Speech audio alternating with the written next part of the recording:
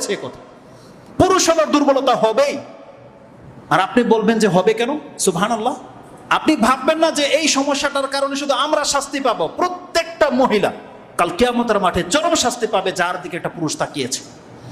রাসূল সাল্লাল্লাহু আলাইহি ওয়াসাল্লাম কি বলেছেন? মুমিলাতুন মাইলাত, যে অন্যকে আকৃষ্ট করেছে, অন্যের প্রতি আকৃষ্ট হয়েছে, এমন প্রত্যেক মহিলা কাল কিয়ামতের দিন ফেঁসে যাবে। আল্লাহ তার দিকে ভালো রহমতের দৃষ্টিতে তাকাবেই না, আল্লাহ সুবহানাহু ওয়া তাআলা বলেছে এমন মহিলার দিকে।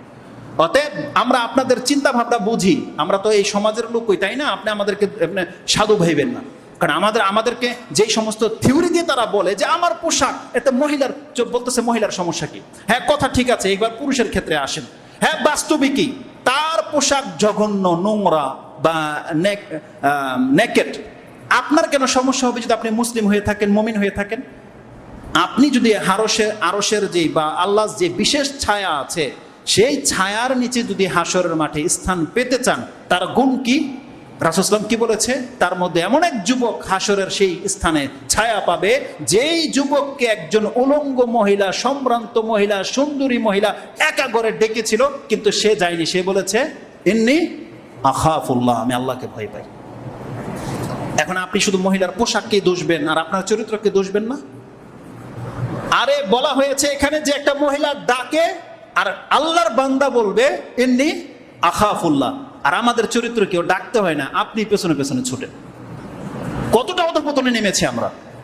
তাহলে একতরফায় শুধু কথা বললে চলবে না। তো রাসূলুল্লাহ সাল্লাল্লাহু আলাইহি সাল্লাম যেই যুগে এই হাদিসটা বলেছিল, যেই যুগে কোনো মহিলা ওপেনলি চলতো না, আর আপনি একটা মহিলার আকর্ষণীয় জিনিস দেখার পরে আপনি ঠিক থাকেন কি করে?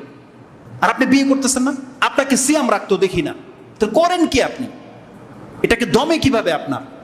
রাসূল সাল্লাল্লাহু আলাইহি ওয়াসাল্লাম তো বলেছেন ফালাইহি বিসসাওম, সেজন্য সিয়াম রাখে, ফাইন্নাহা ইউজাউন, এটা তাকে ফ্রিজার করে রেখে দেবে, খাসি করে রেখে দেবে সিয়াম রাখলে।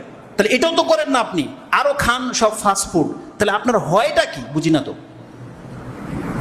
যার ফলে কি হয় জানেন? এটাই তো আমরা দেখতে পাই এখন নেটে, স্কুল কলেজের মধ্যে যেগুলো হচ্ছে, ওই যে সংসদ ভবনের সাইডে যা হচ্ছে, ওই হেরা জিলে, হাতির জিলে যা হচ্ছে, এটা তো আমরা দেখতে পাই এখন কি হচ্ছে।